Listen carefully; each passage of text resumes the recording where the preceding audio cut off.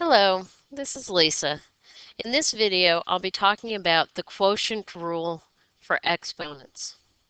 The quotient rule says for any real numbers x and y and b not equal to 0, b to the x divided by b to the y equals b to the x minus y. So in this example, kind of like the product rule where when we had a product where the bases were the same, we added the exponents.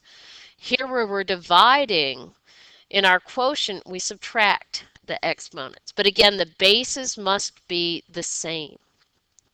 So in example 1, we have x to the 5th divided by x to the 2nd, or x squared. Our quotient rule says we're going to take x to the 5 minus 2. If I subtract the exponents, and I'm always subtracting the one on the bottom, this gives me x to the 3rd. I was supposed to simplify each expression and write all the answers with positive exponents. That does have a positive exponent. Now I want to show you, if you forget the rule, remember x to the 5th means I have 5 factors of x, and x squared means I'm dividing by just 2 factors of x. If I think about my rules for canceling, x over x is 1, x over x is 1, and what are we left with? We're left with x cubed. So we get the same answer whether we do it by expanding our expressions or using the quotient rules. Let's look at example 2 next. Example 2 says we're starting with x to the 2nd divided by x to the 5th.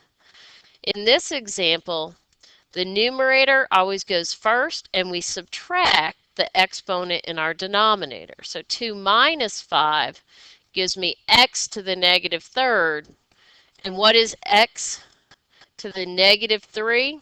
The negative exponent tells me to take the reciprocal, 1 over x, and make that exponent positive. So I get 1 over x to the 3rd power. Little shortcut that I have is that you want to look at your original expression and say, where do you have more x's?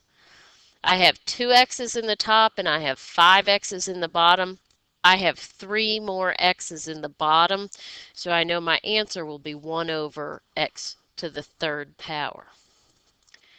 And in example 3, when we look at this example, we can reduce the real numbers, and then we can look at our variables. So 10 divided by 2 is 5, and that's in my numerator.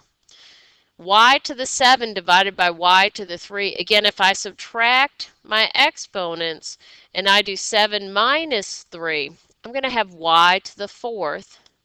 That has a positive exponent, so I can stop. I know I'm done simplifying that expression.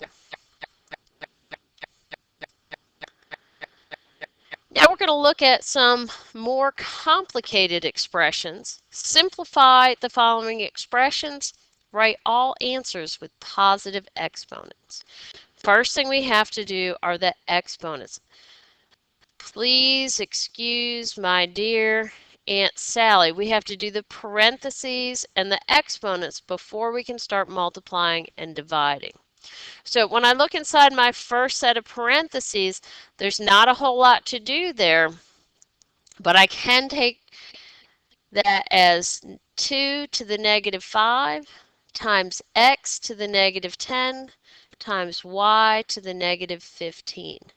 And I'm multiplying that times the second set of parentheses is raised to the 5th power.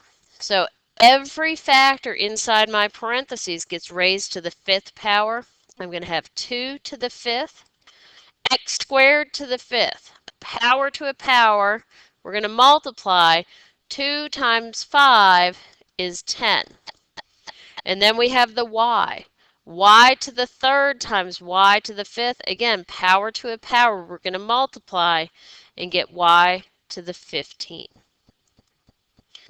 When I'm multiplying with the same base, I add the exponents. So 2 to the minus 5 times 2 to the 5th is 2 to the 0. X to the negative 10 times x to the 10 is x to the 0. Y to the 15 times y to the negative 15 is y to the 0. Any number raised to the 0 power is 1. So this is like saying I have 1 times 1 times 1, or just plain 1.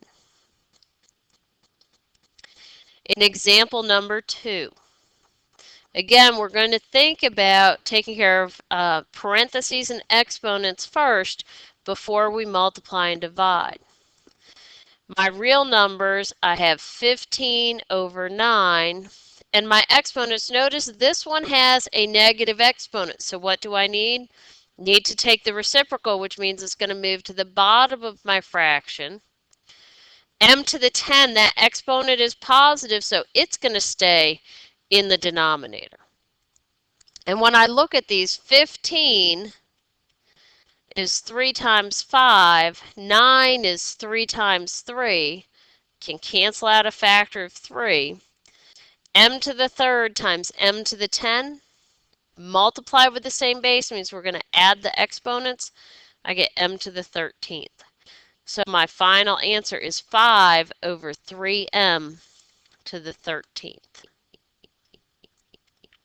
Got one more example for you.